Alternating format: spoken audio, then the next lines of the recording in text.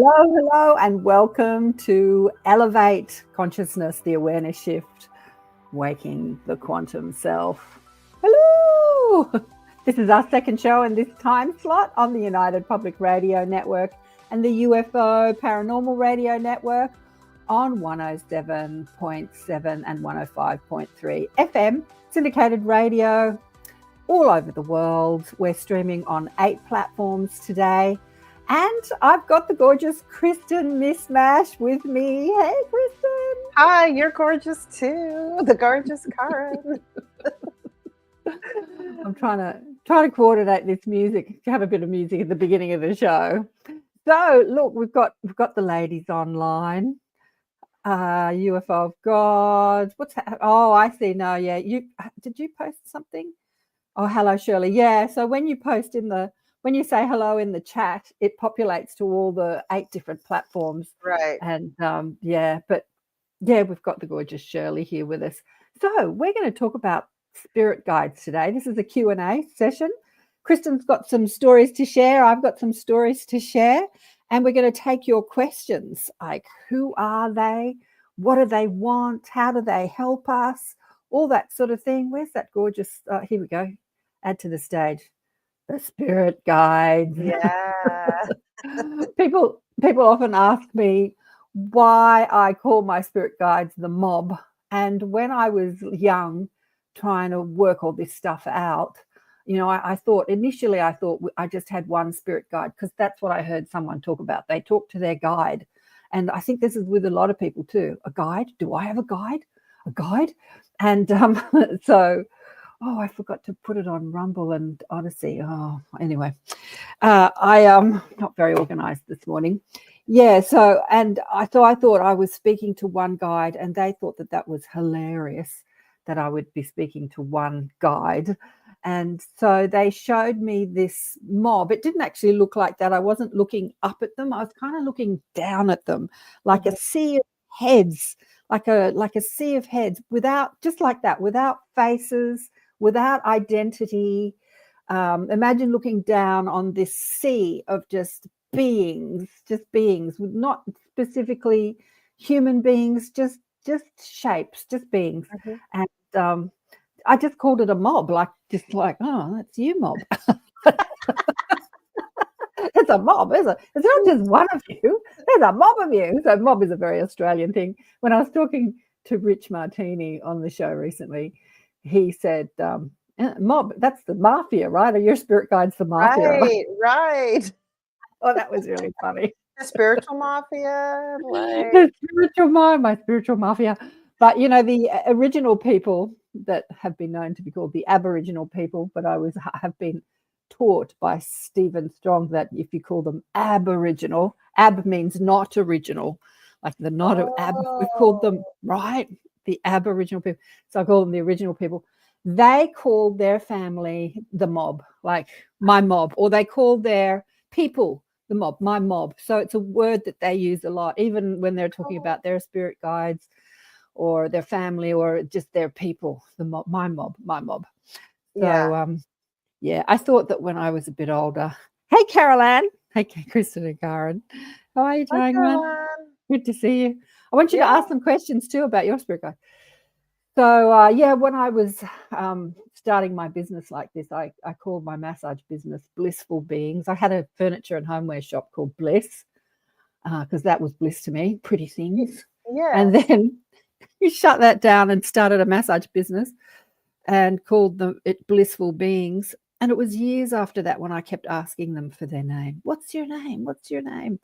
And one day this little thought dropped in. Who do you think the blissful beings are?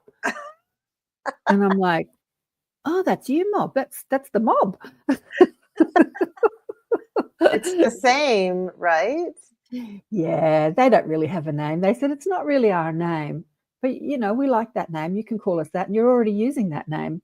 And I'm like, right, yeah, because blissful beings is about being blissful, like I'm being blissful, but it's also about beings, as in beings. Right. Yeah, it's a kind of twofold thing, right? What do you call your mob, darling one? What do you call your guy? Well, this begs a question that I've never really asked you, because I've worked with you for quite a few years now, and like 9 years, I think. And Yes, um, Heidi. yeah, hi Heidi. And you talk about your mob often. I don't feel I have a mob. Like I have a few individual guides, and they create my team. But like, Karen, do you have any individual guides, or do you just have like, does any one or two of them step forward? I'm just curious that about you. Yes, absolutely. Absolutely. So the way that my guides, and it's different for everybody, it's just dependent on what your intention is with this lifetime, where Mhm. your level of understanding is, what you want to do with that level of understanding, who you are as a spiritual being having a human experience, and how you're going to integrate that into your physical life. It's really dependent. There's no cookie cutter set. A lot of people, when talking about spiritual stuff, say it's like this, it's this way or the highway, like, and it's just not. Like, we all come with different intentions. Right? Like, there are some people that come to Earth that will never have this conversation about spirit guides and think it's completely ridiculous, and that's fine. That's It is their. fine. Yeah. And there are scientists and mathematicians that have had brilliant ideas that chalk it up to their own genius and their own intelligence. But we're never alone. We're being inspired by intelligence all the time. And some people will recognize that and some people won't. When I was young, I just called it my common sense. Like, I had this intelligence running through me that I often didn't Right. want to listen to, like a parental intelligence, not telling me what to do, but suggesting things. Mhm. And I would like, nah, I don't want to do that, because like the little ego, rebellious me wanted to do something different. But I called it like my common sense, like I'm not listening to my common sense. Right. Right. And so, yeah, there are some people that want to speak to people that they've known on Earth, like their dead loved ones or relatives, and they want to call them spirit guides, and they don't want to move past that understanding, and that's fine. And then there are some people that are very connected to galactic intelligence, Mhm. and they're inspired by galactic intelligence or a galactic council. And you'll hear teachers all the time across the internet say, I speak to the Council of Nine. Like, even Kevin, I Kevin Briggs. shouldn't giggle because it's legit. I just It's legit. yeah. It's the way it's the way that it's set up for them. Right. And like, Kevin has his council of 8, I think, and they're made up of all different flavors of ETs. And some people speak only to their soul, or some people speak only to God. Remember the guy I had on the show that had rejuvenated the land? What was his name? The older man. I'd say older, he's probably about my Yeah. age. And he'd rejuvenated this completely desolate land that had been left behind by mining, and everyone said it will never grow anything on it again, and he grew stuff. And I Mhm. said, you work with the elemental kingdom? And he said, I work with God. Like, he didn't want to know about fairies, elemental. It was like, Right. it's God is guiding me. And so Right. his guides was God, and he didn't want to know about anything more than it was God. So yeah, that worked for him. That Yeah. works for him. Yeah. Well, and I grew up, I mean, we've talked about it before. I grew up with a very religious background. I grew up in the Mormon church. The LDS church is another name, the Latter-day Saint church, whatever. I just call it the Mormon church. That's what I grew up in. And we are taught constantly in that religion that there's the Godhead and there's three beings in the Godhead, Heavenly Father or God, but we call him Heavenly Father, Jesus, and then the Holy Ghost. And the Holy Ghost is my constant companion and is with me and guides me. And there's a little manipulation, like I should be living right. So the Holy Ghost wants to reside with me and still be my guide and comfort. But, when I was younger and still believing, and I'm talking like late teens, early 20s, and I would feel the presence of the Holy Ghost because they taught me that in the church, to feel it like in my chest. And I actually heard a voice come very clearly. It was after I was adopted as a newborn. It was right after I met my birth mother. And I was in my early 20s, and I had never really wanted to meet her, but she sought me out. and I allowed it to flow, and it was a beautiful experience. But I remember leaving the experience saying, just in conversation with myself, like, that was really, really beautiful and really cool, but I think I could have gone my whole life and never met her and still been fine. So why did I have to do that? Why did I have to go through all that? And the voice came so clear and so present. And I always say over here, because this is where it comes from on me. And it said, that wasn't for you, that was for her. And I just went, oh.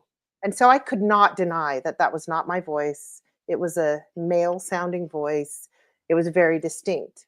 And over the course, I'm now in my 50s. And over the course of the years, I've heard that voice again. And I've heard it while I was still in the Mormon church and still part of it. And it was the exact same voice. And once I left and I became familiarized with my spirit guide, and he has a name, and his name is Daniel, and he's my main guide. So that's why I was kind of like talking to you about differentiating between a mob and guides. But my main guide, it's him. And he never cared that I called him the Holy Ghost or the Holy Spirit. Now I know it's Daniel. And he actually has a pretty good sense of humor too, like your mob does as well. So, I have him, and I have a great grandmother that's with me all the time. And she's more my energy worker. She shows up when I'm doing energy work. And I have, other guides, galactic, Sasquatch, all kinds of things too. I never think of them as a collective like you picture yours. So it's so different how I commune than you do. It all depends on what makes you feel connected and what makes you feel comfortable. Like having a relationship with an identity that comes to you with a feeling, with the same voice, with an identity, with a name or an image. Yeah. It's like having a mentor or a guru or a spiritual teacher in spirit, and having that relationship with that identity. Because, when we leave this earthly plane, we are not this identity. Like, we are so many identities. And that's what my guide said to me, getting back. So having that relationship with identity can help one feel like comforted and supported and secure and nice. And so many people do that. That's not what my guides taught me, because I cried out for years for an identity, and they wouldn't give me one. They just wouldn't. The rats. No. But what they did was, I had years ago when I was young, I had bought this tape from this guy that I'd done this course, Meet Your Spirit Guides. And it was a guided meditation, walking down a path, and you come across a brook, and you sit by the beautiful stream, and you invite your spirit guide to come and meet you. And no one came. And so I did it over and over again. And I said to this guy, no one's coming. And he said, maybe you just can't do it. You're hopeless. So I'm like this young girl thinking, I'm just hopeless. And and my guides have been talking to me my whole life, and they just think I'm hilarious. I'm their best sitcom. Honestly, they're a comedy show. They just sit back and just laugh, eat popcorn and laugh at me. Anyway, so one day they said, oh, God, Karen, we have been so many identities. If you really insist on having an identity, pick one and we'll show up as it. And so I didn't pick an identity like Jesus or Archangel Michael or someone like that, Mother Mary. I just said, a handsome young man, because I was a young girl, a handsome young man would be nice. And then as soon as I had that thought, bang, I had this image of this handsome young man standing before me. And they said, will this do? And I guess so. And I never called on that image ever again, because I understood what they were teaching me, that I'm speaking. And when in 2004, when I went to see Abraham, Esther and Jerry Hicks, I went on a cruise. And the burning question I had, I was never called upon, but I sat through the whole week of the cruise, and it was in the last session was, who is Abraham and how does he speak to you? Like, how does this work? How does this work? And she answered it. She always said, we're going to answer your question whether you're called into the hot seat or not. Your question will be answered. And sure enough, it was. And they called themselves a stream of consciousness. And as soon as those words flew out of her mouth, I knew that was my experience. I was speaking to a stream. They said that we gave ourselves a name and an identity called Abraham. because that's what Esther at the time that she connected with us was comfortable with. And she just stuck with it, right? And so people think that she's channeling some dude called Abraham. No, she's channeling this stream of consciousness. And over the years, they've expanded on that. And they said, we are the same intelligence that all the teachers on your planet, all the masters on your planet have tapped into. I mean, and some people call that God. Like you're tapping into this stream of intelligence. And then after a while, I was reading the Ra books or listening to people talk about the Ra books. And there is a word, the person that the information that they're channeling in the Ra books, which gave the name of Ra, said we are a social memory complex of Venus. And then that lit me up inside as well. I'm like, ooh, a social memory complex. So Venus, which was once a civilization that had existed for eons of time and then ceased to exist, all those, imagine all the lives, all the beings, all the souls that incarnated into lives on Venus and led out. Think about Earth. Think about the social memory complex of Earth. All the people that have lived on Earth, for it's been longer than have the scientists say 20,000 years. It's been millions of years. Everything they've experienced, everything they've learned, all that information has gone into one memory, a complex, a memory, a bubble of intelligence. I'm looking for words, a social memory complex. And you can tap into that wisdom. Like you can just tap in and bring down that information. So that's really what my guides, who I reverently call the mob or blissful beings, share with me about who they are. We're not identity, but we can show up as identity if you want identity.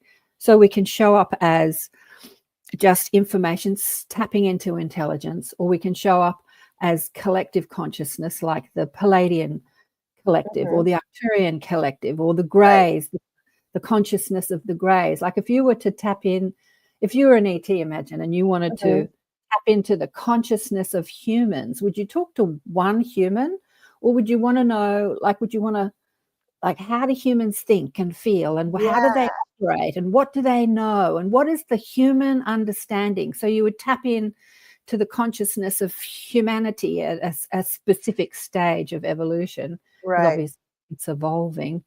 And so it can get and I surely love this. It can get really complicated. Well, what you're talking about though, in comparison to like my experience, and then I had an experience earlier this week, being part of a guided meditation, and I felt like I was really tapped in. And then, the name God was brought in, and zoop, it took me out of it. And what I believe happened, and I talked to a couple other people that had this meditation, is that all of a sudden the oneness, what you're describing pulls me into a oneness consciousness, a unity consciousness, and keeps me from feeling alone and assists me in being a part of that. But then when it's given a name like God, especially something with such a heavy name to it, or if it's my spirit guide Daniel or whatever, that actually creates a separateness. And exactly, one of the lessons that I'm learning from my guides, and that there is a team, and that there is a mob, and that I'm not this lone soldier here plugging along. We are one whole team. I'm just the expression that's experiencing Earth, but I am no less, no more part of that mob, if you will, of my own. And that is the lesson I've been being taught the last couple months. It's a really cool thing to learn. So yeah. I mean, it was never more beautifully expressed than, with Francis Reiki. Oh, I love the team books. I've only been able to get through team book one, but oh my gosh, yeah. So I have to get Frances back on the show. She's been on the show many times, but so the team books, they call it A Mother's Wisdom from the Other Side. This is a quote from the book. You are not alone. You are not really even functioning as just one person. Nobody is, for you are a member of a spiritual team as close to you as breathing. So her mother died in 2010. And Frances, who was a very psychic child, had oh, the books aren't showing up. Oh, I know, my website, I've got to fix it. Amazon changed the game, and you've got to go back to all the thing and change everything anyway. And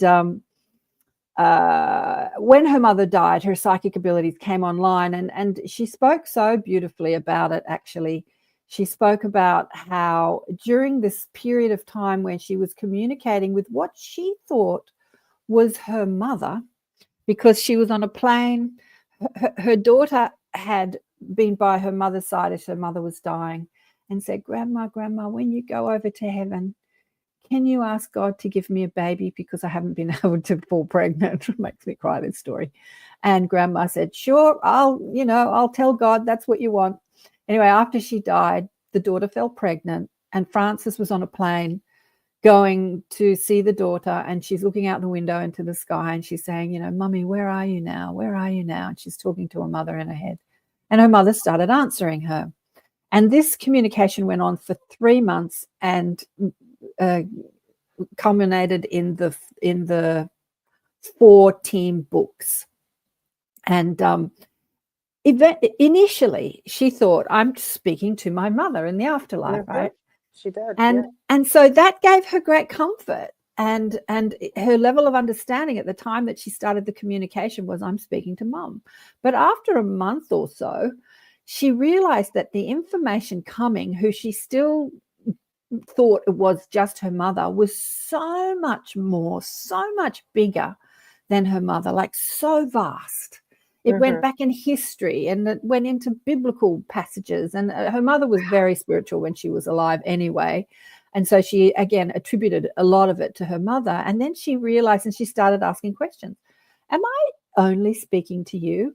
And the answer's like, no, we are a team. We are a vast team of intelligence, of beings that are communicating to you.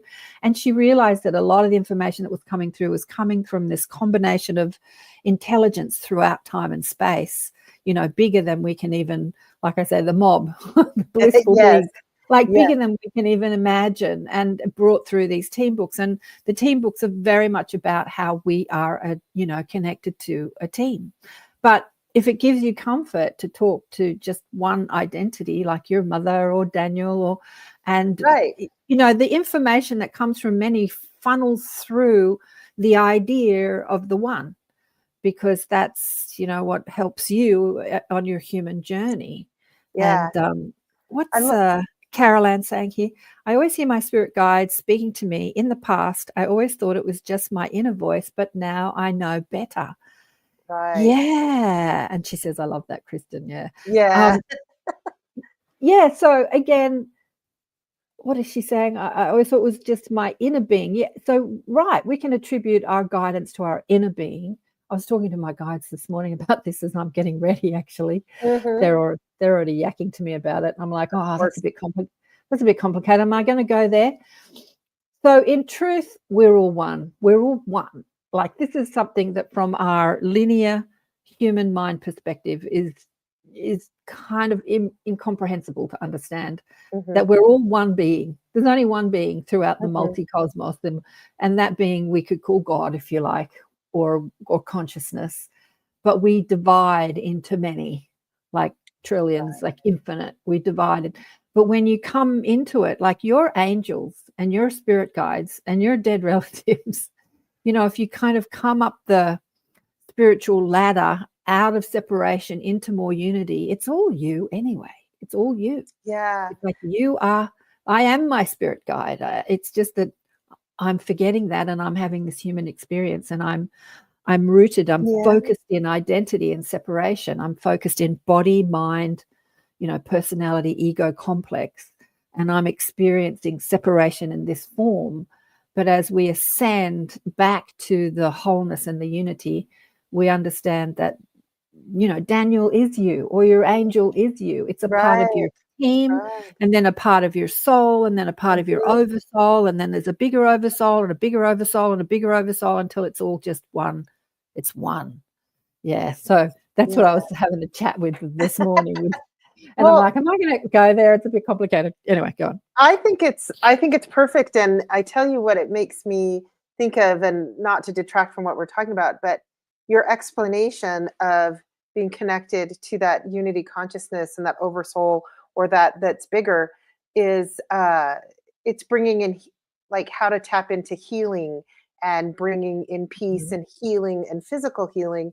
It's tapping into that universal life force, and it's not like, okay, I have to do all these things and I'm not worthy and I have to tap in and I have to, perform all these little rituals, and then I get a grasp of it, and then I'll eke in some little dribble of it to heal me. No, I am connected to it. I am part of it. I am whole. I am healed. Bring that in. And that Yeah. is, I don't have to call on it. That's what I'm working on, is that it's all out there. I just expand myself into all of it. My Yeah. little me, I remember or recall that is the Yeah. consciousness that I'm part of. Does that make sense? Absolutely. Yeah. I mean, I enjoy being human, and I enjoy my human ego, and I enjoy her when she's pissed off or upset or depressed. I enjoy her personality when she makes jokes and laughs. Like Yeah, I me just, too. I love but jokes too. I just, but I see her as this creation, like you're playing, you're an actor on a stage or in a movie, you're playing this, and I can sort of step back from that identity and witness her. This is something that happened to me when I was really young. I was crying over a boy and, wanting life to end because, oh, nobody loves me. I'm unlovable. No one will ever love me. And having a pity party moment. It was when I was really young in my 20s. And then I had this experience, this awareness of me watching this, like I would watch a good movie again, sitting there eating popcorn, watching, going, this is a good movie. When you Was it watch a good like movie. a bird's eye view, like up and removed? No, it was Or like I was in her. I was in me having my pity party, and then I was in this part of me that was watching me have my pity Mhm. party. And some people have called that the witness. And again, when I had, who did I have on the show last? We were talking about Nancy Rhines. Who did I have on the show? God, my memory. Anyway, we were talking about Nancy Rhines, who had an NDE. Oh, yeah, of course, it was Virginia Drake, and her Mhm. NDE. And she had that experience of being in her body and out of her body simultaneously. So witnessing what was happening, but also in the body. So Nancy Rhines, I remember she talked about that when she described her NDE, that she was being dragged under the truck. She was hit by a truck. She was on a bicycle, being dragged under the truck. But she was also outside the truck watching it, Right. like watching it without emotion, not going, oh my God, I'm being dragged out of the truck. That's terrible. But Right. just witnessing it. And that's what Mhm. I experienced as this young girl going, oh, poor me. No one's ever going to love me. This person was just watching, just watching. And, That's but actually something I hear often, people experience, that sometimes in accidents or something like you went through. It's little bits and pieces. Like when I'm working or talking with somebody, and they're like, "Well, I don't have gifts and I'm not spiritual." And I'm like, "Well, tell me some stories." I get stories out. And they often have a story similar to that one, where they're watching from a distance or above, or yeah, as I yeah. say, some people have called it, oh, thanks, Heidi. Yeah, Virginia. Yeah. She's telling me the name. Thanks, Heidi. Yeah, exactly. A lot of people have called that the witness. I remember talking to a very Christian girlfriend of mine who was a sort of agnostic growing up, and then she found God, became a born again Christian. And I was relaying that story about myself, the witness, and she goes, I saw her face light up. The witness, the witness. It really resonated with her because she'd had some sort of similar experience. But again, it's like Carolann said, it's your own soul. It's a part of you witnessing that play that you're in, that movie that you're starring in called My Life, Mhm. without judgment and without emotion. What's Diane saying here? Hey, Diane. I Yeah, it's went to beautiful. a place and sat outside at a table with 5 empty chairs around a circular table, which triggered me to ask for help with some changes in my life. Felt supported. Like as though Oh, those chairs weren't empty, is what I'm picking up yeah, on. I love that. I think that's yeah. beautiful. I sent to Kristin. I wonder if I can bring it up on what she's saying here. In between my tears and bites, bagel of my breakfast sandwich was amazing and reminded me of how I'm known for enjoying tasty food. My dad would smile when I eat. Yeah, probably your dad was sitting at the table. And what Shirley's saying here happened to me when I was out of body during an accident. You know, told us about that, Shirley. I witnessed the dear girl there who was me, but out of body, I was not her until I went back in and joined her body again. Yeah, often a lot of people say that when they have near-death experiences or out-of-body experiences, they'll look back on their body and not even recognize that it's them. They just see someone lying in a bed or on a hospital table, like, who is that poor person lying down there? Or if they've been hit by a car or something, I'll go, oh, isn't that terrible? That person got hit by a car, and they don't even identify that it's them. Well, and I've been pondering that because there are times when that body, that human hasn't been declared dead, that they're actually still alive, they're breathing and what have you. There's a part of them that's outside doing the witness part. And then also they have near-death experiences and they are declared dead and they go to the other side or they travel. I think it's actually a more gray area. I don't really like that term so much, but I don't think that you just have to be declared dead and die to have those out-of-body experiences is what I'm finding. No, And we're out of body every night, as Mhm. we've discussed on the show many times. We're out of Yeah, body every night, and it's just that when we come back into we pass through the river of oblivion or the veil of forgetfulness, we forget our nightly sojourns. But we're out of, but not always. Like I rarely remember what I'm doing at night.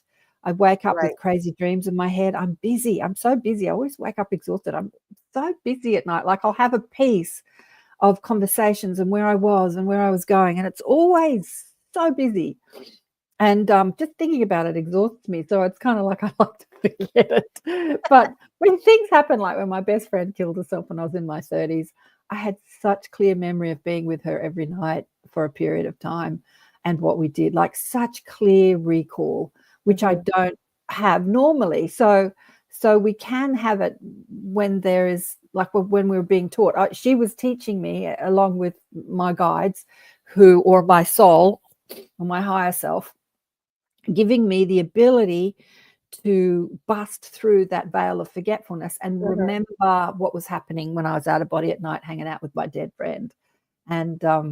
which is something that closed again. So it opened for that experience and closed again as I led the rest of my life. And oh yeah, I was going to tell the Shirley MacLaine story, which again was an opening. My guides gave me this experience of remembering, which I don't normally have. But as I say, we can develop our consciousness so we can remember every night. Penny Kelly called it.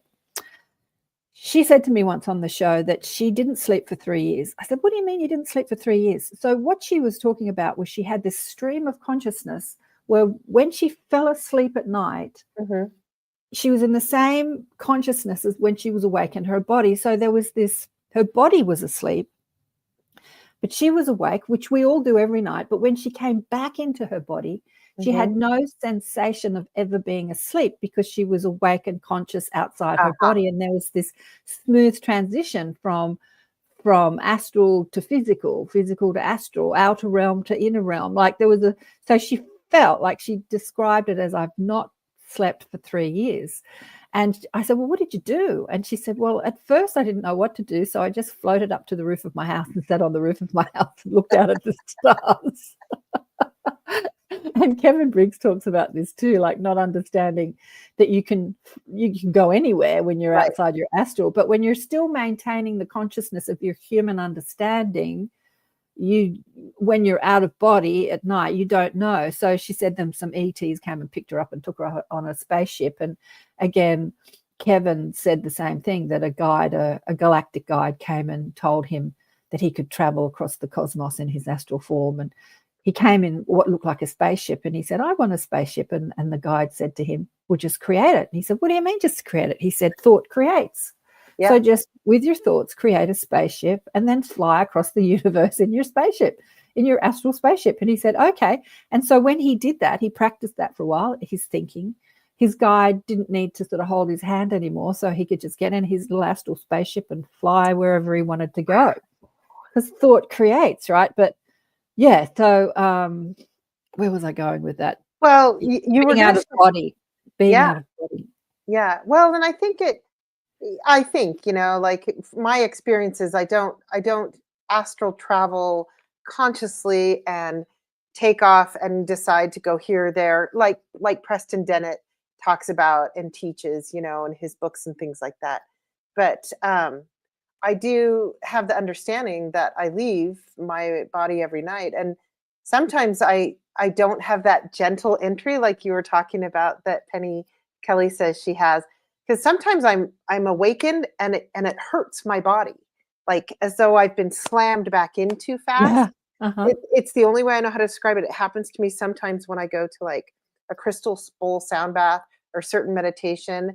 If the facilitator doesn't bring me back slowly, like, you know, it feels like when you open a package and you're trying to put something back in that plastic packaging and it doesn't fit quite right, like that's how I'll feel the rest of the day. Yeah. And, you know, but sometimes it just is a gentle glide. But yeah, I don't have those astral ones. But tell your Shirley MacLaine story, because she's one of my favorites. I will. I want to get to some of these questions. Yeah.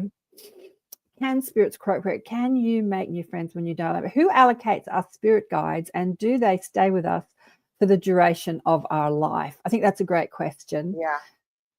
So we allocate our spirit guides because from our non-physical perspective, again, I don't know the exact ins and outs of it, but we belong to a team, as Francis says through the team books, a spiritual team or a soul family or a soul group.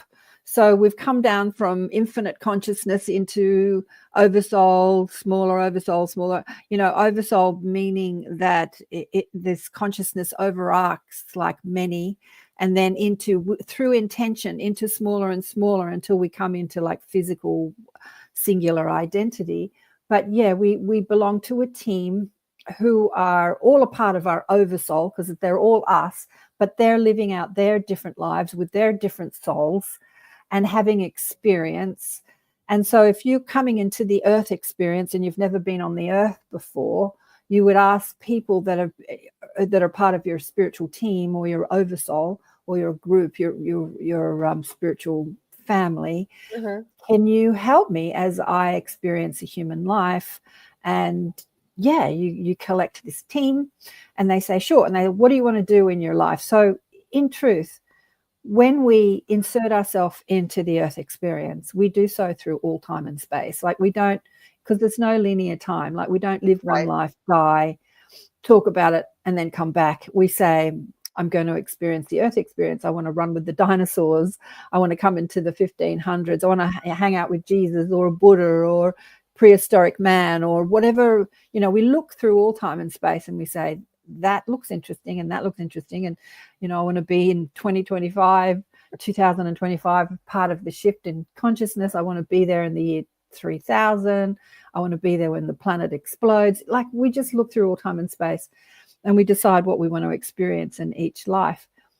And so if we want to develop our creative pursuits, like I want to be an artist or a writer, then you would ask someone in your team that has experienced that, can you help me?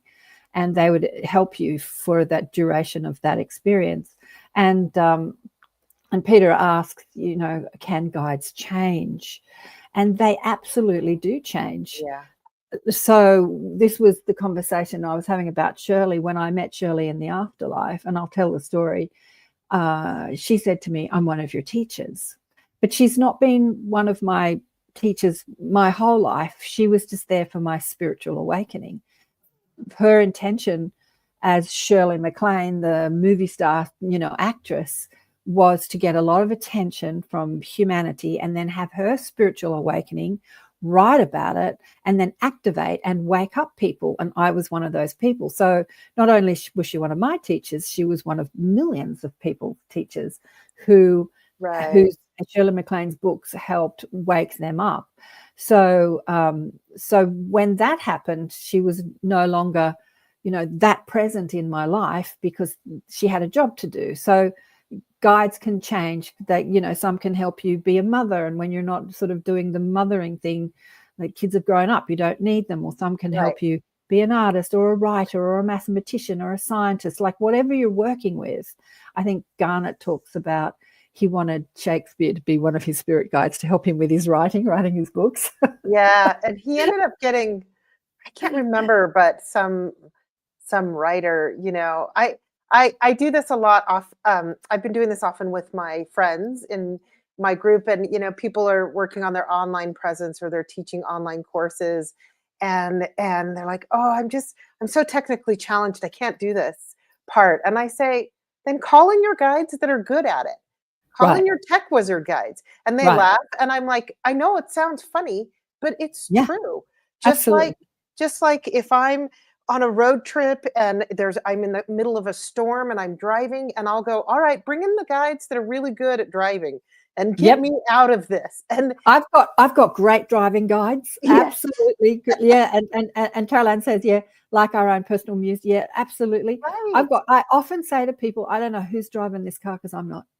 Like they drive the car, honestly. Right. They drive I remember I'd smashed my car years ago and I couldn't afford to get it fixed. It was all smashed up the front, and the what do you call it? The bonnet was sort of lifting up as I drove. The wind would lift up and it would bang, bang, bang, bang, bang. And I was driving from Sydney to Byron Bay with a girlfriend in my smashed up car years ago, and she said, "We can't drive in your car. It's terrible." I said, "I'm just going to ask the angels to sit on the bonnet."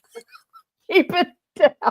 As we drove 12 hours to Byron Bay and 12 hours back. And they did, and it worked, and it was great. There was no problem. Right. So funny. And I'll just add this, and I don't think it's a requirement, but I often like to say thank you. My God. Thank you for getting me this safe. Yeah. Yeah, say thank you. We are running out of time. This is going so quickly. I haven't even got through half the questions yet. Do your yet. station ID thing. How do you qualify to become a spirit guide? Yeah, well, once you've mastered something, then you can help somebody else master it. So you can be a guide on Earth and you can be a guide over there.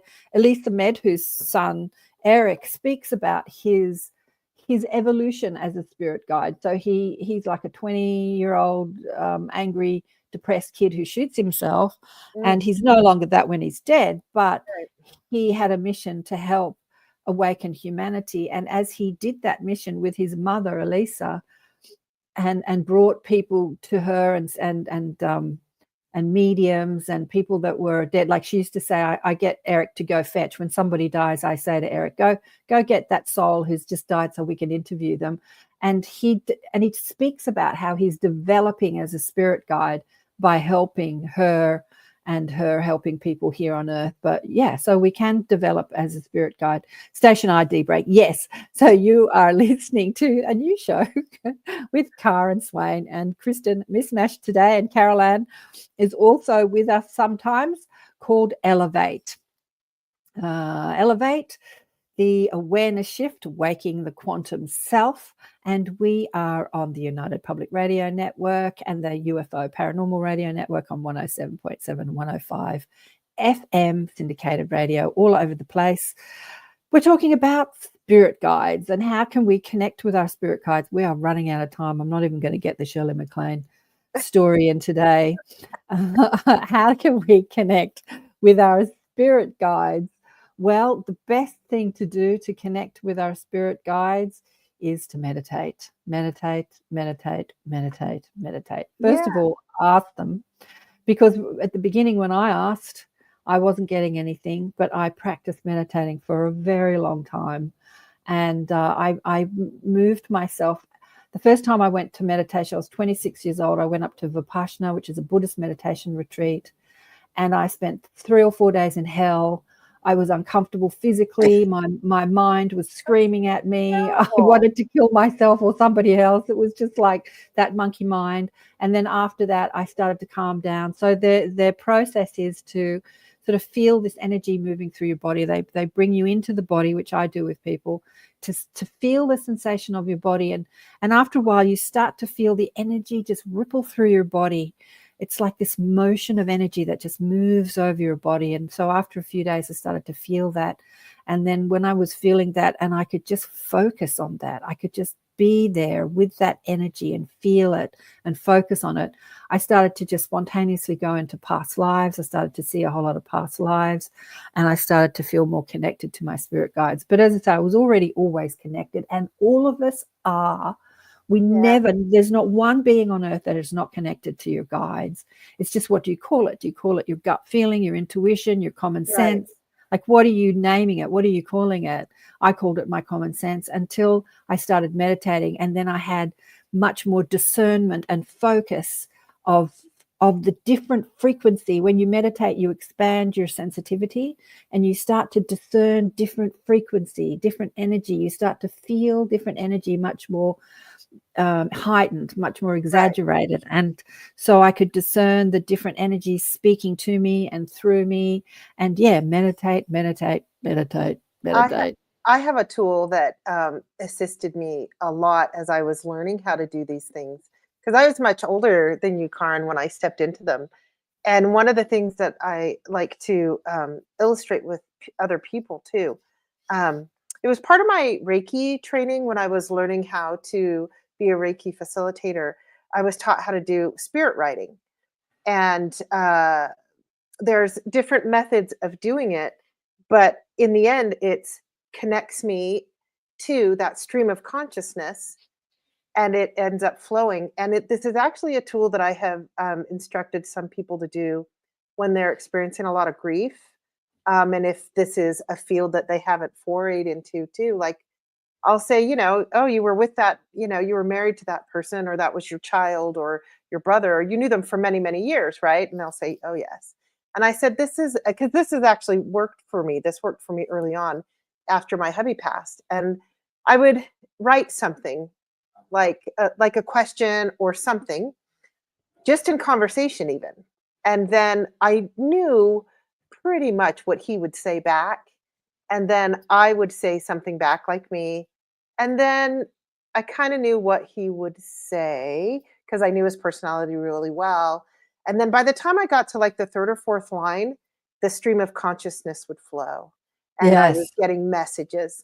Exactly. And so, I learned it a little in my Reiki training. We just called it spirit writing, just a way to connect to like my main guide or to a Reiki master or to the consciousness. But it really became a tool when Andrew first passed for me. And I only had to do it a couple times because of my knowledge of all the things in the afterlife, because I already had that. But doing it that way, and then now I do spirit writing every day, almost every day. Yeah, exactly. And I don't get attached to what I'm connecting with. I just connect in and I go, what does Kristin's higher self need her to learn today? What does I want everyone to move to a place where I am. People say, oh, you're so good at this and you're amazing. And there's nothing amazing about me. My guides say that, just like Jesus said, we spoke with that about Ginny last week, everything I can do, you can do too. Like all that I have done and more that you can achieve. And having that experience of knowing you're guided constantly, and at a moment, as soon as you have a question, you can receive that answer. And we talked about this with Rich Martini. It's your guides because before you can even finish answering the question, the answer comes. It's so fast. It's so fast. You never have to think about it. You go, oh, like I often, when I'm talking to people, I go, oh, how does that work? And before I can finish that thought, I'm receiving the information. And I want us all to be like that, because that's the evolution of consciousness. All right, we're going to get to the Shirley MacLaine. We've got 10 minutes left of the show. So I'm in my 30s, I think late 30s. I have, I've done a whole lot of healing courses, and I've met all these fabulous people. And one of the people had said to me, oh, you have to read the Michael Newton's books, these books about the journey of souls and stuff like that. But it was before I had the internet or a computer. And I couldn't remember what they said. I go, yeah. Like I've read a million books, and everyone's like, read this book. Anyway, I go to a bookshop. I say, somebody told me to get a book about, like a spiritual bookshop about souls and journeys. And she said, is it a soul's journey? And I said, that sounds right. It wasn't Michael Newton's book, but fabulous, mistake, coincidence, synchronicity. it was a book by who penned himself. He named himself Peter Richelieu. That was his pen name, his author's name. He was a guy that lived during the Second World War in India, and his brother had died in the war. He was a fighter pilot, and this physical man turned up at his house in a turban and knocked on the door, and his butler opened the door. I love this, and takes him to this office, and he's holding the telegram, informing him that his brother's died. And this man walks in, an Indian man with a turban on, and says, I've come to take you to your brother. And he said, you can't. I've just got this telegram saying he's died. He said, I'll return tonight and I'll take you to your brother. And this guy's like, what? Anyway, so he falls asleep at night. Again, one of these experiences where he has full memory of when he falls asleep and he awakens into his astral form. And there's the man in the turban in an astral form saying, I'll take you to meet your brother. So he takes him to this place where his brother is. And his brother is still enjoying the earth experience. He's doing on the second earth or astral earth things that he hadn't done while he was physically in. Like, he's going to Paris and eating in restaurants. And he's like, I'm really happy. I'm having a great time. And so the author says, oh, that's nice. And then this turbaned man took him to different realms of dimensions. And he went to the elemental realm, and he saw all the fairies and stuff like that. Anyway, it's a brilliant book. So I read the book, and for the longest time, I'm like, I want to experience that. I want to do that. And every night I'd fall asleep and ask. And I, like months, maybe even years went by. I can't remember. It seemed like years. Maybe it wasn't. And until it did. And then one night I'm having the experience of being in a classroom, and I'm asking my teacher, how do I move between realms, knowing I'm not in physical body? And then they give me the, how to do it. Mm-hmm. And I wake up into another realm, not in the classroom realm, but in another realm, another dimension. And I'm staring at the turbaned man, and he's holding out a liqueur. And I said to him, I take this liqueur and I look at him and I look around, and Shirley MacLaine's there. And I'm like, what the, So I'm holding my liqueur. And it's so funny because this happened 25 years ago. And I remember it like yesterday, like a lot of people say, when they remember NDEs, right. Even though it was a nightly sojourn, an out-of-body experience. I sit at a table with a whole lot of people. I'm holding this liqueur, and I say to Shirley MacLaine, what are you doing here? And she says, I'm one of your teachers. And I said, are you? And she says in this such matter-of-fact way, she said, oh, really? Do you think it was any coincidence that mine were the first books you ever picked up on this subject? And I'm like, I guess not. I can hear her. Right. So chastising almost in a way, like, wake up, you silly girl. And I said, can you drink when you're not in your body? And she said, yeah, you can drink. I said, but you get drunk? And she said, well, you don't get drunk, but you can remember what it was like, and you can recreate it if you want, if you wish to, or you can just enjoy the experience of drinking. You can create the drunk experience or not, because we are creators, and we're creating. Right. We're creating on earth. We're creating wherever we are. We are creators. We create with thought. And so we start watching movies of her, Hollywood movies. That's hilarious. I know, right? And I'm sitting at this time. I don't know who the other people were. I don't remember that. I didn't come back with that information. But so I'm sitting at this table of these people, and we're having deep and meaningful conversation, as well as watching movies of Shirley MacLaine dancing. And then there appears to be like an earthquake. I feel this shaking, and I'm like, what's going on? And I grab the table and I look up and I say to them, what's happening? And before I finish that, out of my mouth, I'm back in my bedroom. Wow. I'm back in my bedroom. I'm in my body and out of my body simultaneously. I know I'm in my body, but my awareness is up on the ceiling, like up in the corner of the room. And I'm looking through all the walls, and they're all transparent. They're see-through, translucent and transparent. It's the Matrix moment where I was shown the matrix of life. Like I could see, it's all energy moving, and it's all light. It was all light energy. So I could see through it, but it was there. It was the most incredible experience. And I could see my daughter waking up in her bedroom. I could see her waking up and get out of bed and walk down the hallway and come into my bedroom. And I'm thinking my body or some part of me has called me back into this experience because my daughter is about to wake up, my physical. So before, I'm being called back before it even happens. Like there is this intelligent orchestration that is happening, which was blowing my mind, in time and space. And she's shaking me, Mom, wake up. And I'm aware of being in my body and her shaking me, but I'm also still out of my body. So again, this dual experience, in and out simultaneously. And I'm like, I don't want this experience to end. And she's like, she couldn't wake me up. And she's like, she gives up and she goes out of the room and she, heads towards the kitchen to get something to eat. And at that point, I've gone back into mother mode. Oh, I better get up and make her breakfast. And with that thought, I'm back in my body. And I'm behind my eyes. Like before I was everywhere and now I'm behind my eyes, and I open my eyes and I'm lying in bed. I'm like, I'm back in my body.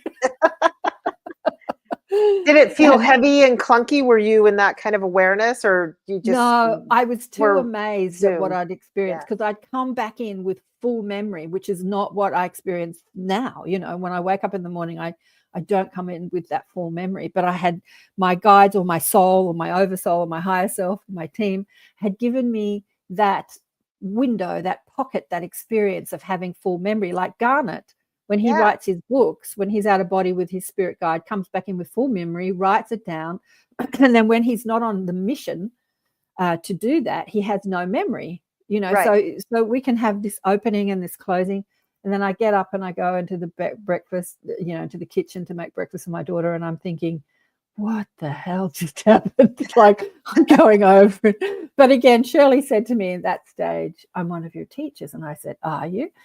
But she's no longer, present. Like she's always there if I want to tap into her, even though she's in body. Like Shirley MacLaine is not dead. She doesn't have to be dead to speak to her spirit. But she's no longer really present on my team because I'm doing other things. And there are other points of consciousness that are inspiring me that I tap into. And we've run out of time. It's 3 minutes left. Yeah. So we didn't have any questions from people. Awesome experience. Yeah. Well, and the point is we want people to send in questions too, so we could have a list to go from as well.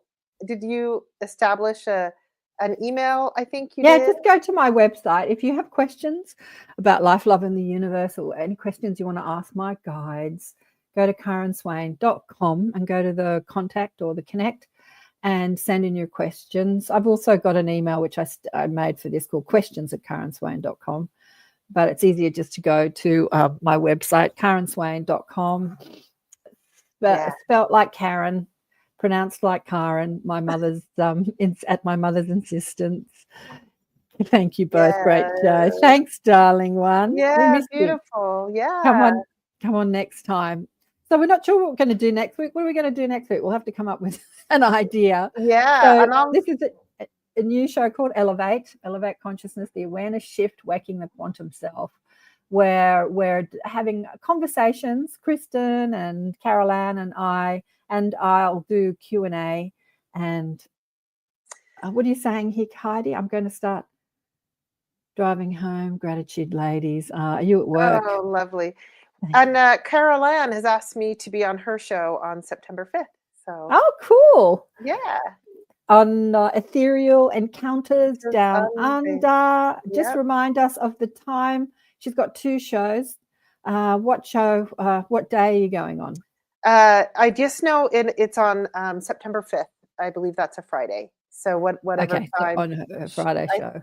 I think it's 5:00 Mountain Time. Okay, great. 5:00 Mountain, which will be 7 p.m. Eastern, right? Correct. Yeah.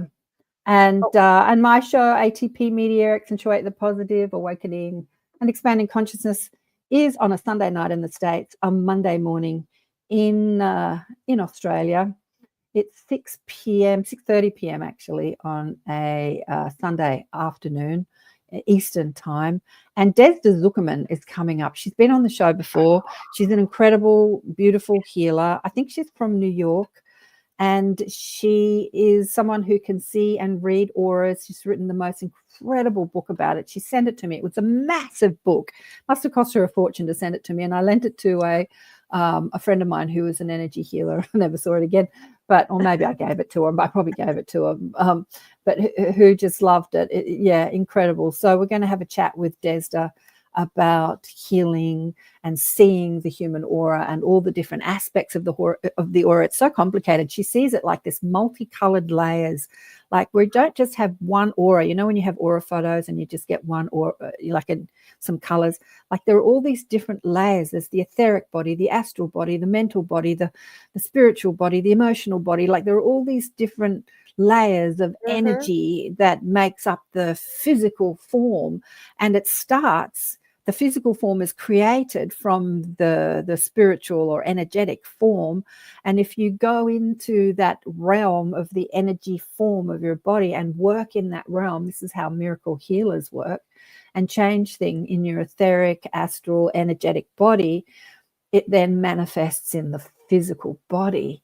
A lot of healing arts, we look at the physical body and we give it drugs, or we pound it and massage it and pull it and stretch it but actually if you work in the energy body, it will manifest in the physical body. That's how everything works. Like thought manifests. Right. Thought is energy. So it'll be great with Desda. Wow, we've run out of time. Thanks, darling. Well, we didn't even hear more of your stories. It's too short, isn't it? It's too short. I have stories with Garnet in the astral, so it'd be fun.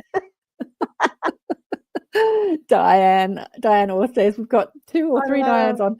Thanks, great show, great stories and reminders. Thank you, darling one. And thanks everybody for tuning in. Joe's coming up, UFO Undercover, and then Michelle DeRoche's show is coming up after that on the United Public Radio Network and the UFO Paranormal Radio Network, syndicated radio, all over the place. We'll have to try and find this music to go out with. We'll catch you again next week. Send in your questions. We want your questions. Bye for now.